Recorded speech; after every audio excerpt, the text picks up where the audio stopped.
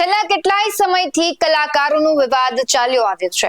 કલાકારો છે તે વિવાદમાં પડી રહ્યા છે. એક પછી એક કલાકારોનો વિવાદ સામે આવ્યો. ત્યારબાદ ગુજરાત વિધાનસભામાં ગૃહમાં થતી કાર્યવાહી જોવા માટે અમુક કલાકારોને આમંત્રણ આપવામાં આવ્યું અને ત્યારથી કલાકારોનો વિવાદ વધુ આગળ વધ્યો હતો.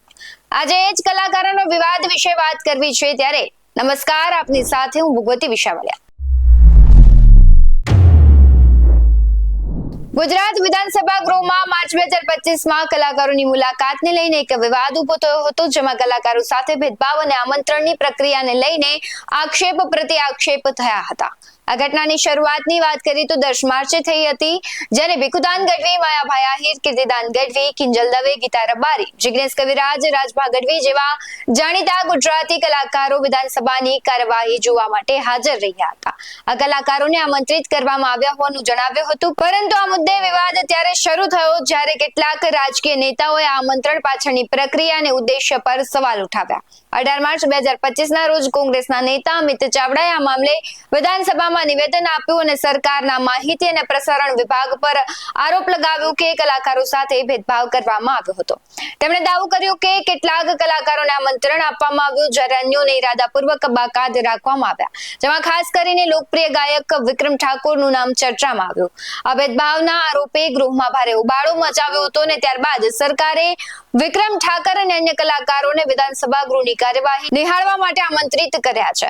26 માર્ચ એટલે કે આજે બુધવાર અને 27 માર્ચ ગુરુવારના રોજ વિક્રમ ઠાકોર, સાગર પટેલ, મલ્હાર ઠાકર સહિતના 1000 થી વધુ કલાકારો અને સંગીત વાદકોને ગૃહની કામગીરી નિહાળવા માટે આમંત્રણ આપવામાં આવ્યું છે.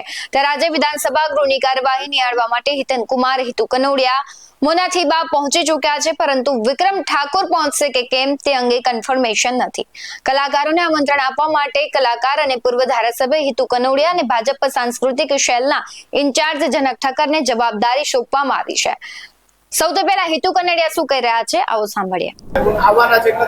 વિક્રમ ઠાકોરને સૌથી પહેલા આમંત્રણ આપ્યું છે, પણ જે કલાકારો શૂટિંગમાં હોય, કોઈ વ્યસ્ત હોય, જેમ કે તમને કહું ફોર એક્ઝામ્પલ માનસી પારેખ, એ હમણાં જ નેશનલ એવોર્ડ જીતેલા કલાકાર છે આપણા ગુજરાતી ઇન્ડસ્ટ્રીના, અને હિન્દીમાં જઈને ત્યાં જઈને દિલ્હીમાં જઈને નેશનલ એવોર્ડ, પણ એ શૂટિંગમાં હતા, એવી રીતે બિઝી હતા.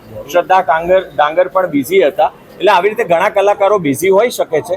તો જેમણે કન્ફર્મેશન આપ્યું છે એ કલાકારોને અત્યારે લિસ્ટમાં નામ હશે, જે લોકોએ કન્ફર્મેશન આપ્યું છે. આમંત્રિત તો 1000 કલાકાર છે, બધાને કર્યા છે.